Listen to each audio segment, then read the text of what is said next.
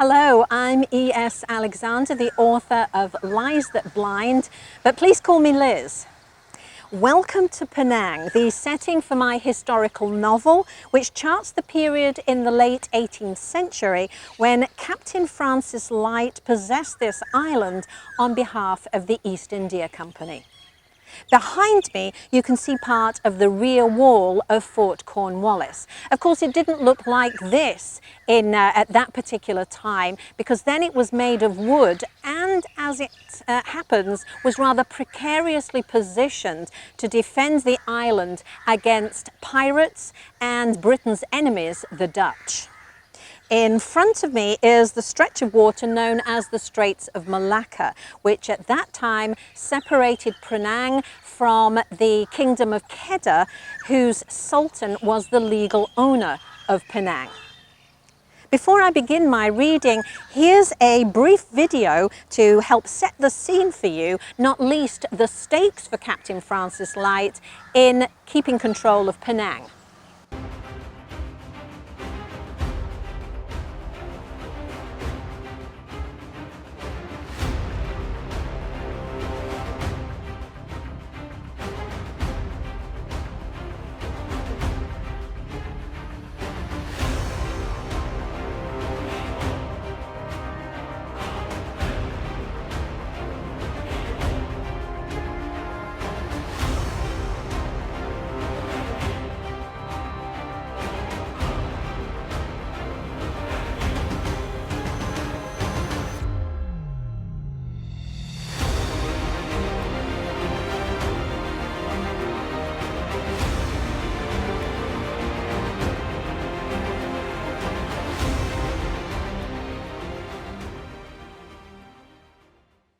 One of the advantages for me as the author of having access to many of Francis Light's letters and documents is that I didn't need to put words into the man's mouth. Much of what you'll hear him say in the following extract is historical fact supported by his own writings. So let's meet Jim Lloyd, the naive aspiring journalist who comes to Penang as Light's assistant and chronicler, and his first encounter with Captain Francis Light, the Superintendent of Penang. Georgetown, Penang, Wednesday the 7th of January, 1789. Captain Light announced that we had arrived at my lodgings and that he would speak first with the Chinese owner, a relative of their headman or Capitan China, Ko Lei Huan. My face sank in disappointment. I had not expected to lodge with Captain Light, of course, nor did I wish to stay in the barracks with a bunch of unruly sepoys. But I would not have chosen to live among the Chinese, whose language I did not know, and from my experience of the ones who lived among us in Calcutta, were rather too fond of setting off firecrackers for no good reason, and whose constant burning of incense I did not like.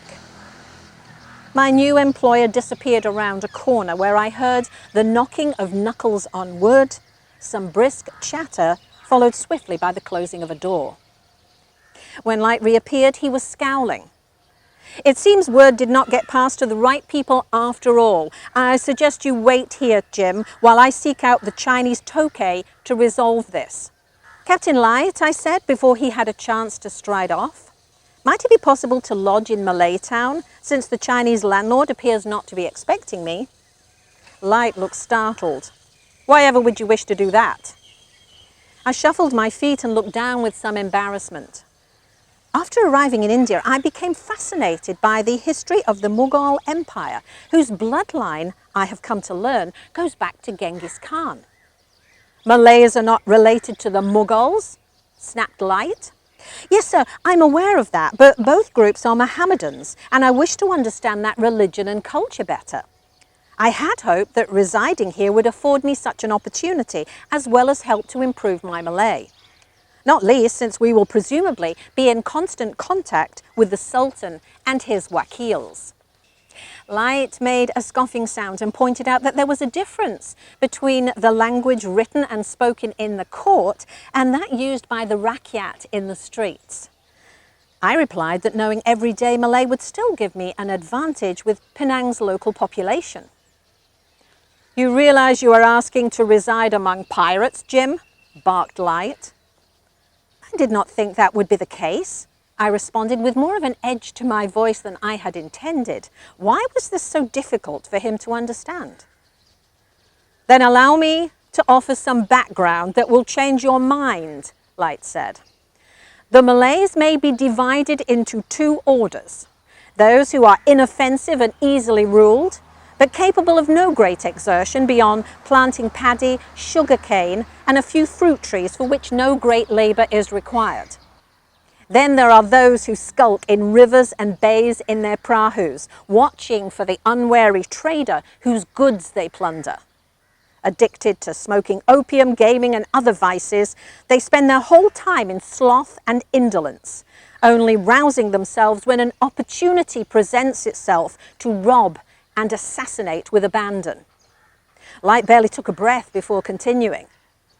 The feudal government of the Malays encourages these pirates, since every chief is desirous of procuring these desperate fellows to bring him plunder and execute his revengeful purposes. Like a court prosecutor confident that his summation would return a guilty verdict, Captain Light looked at me, but obviously did not expect this reply.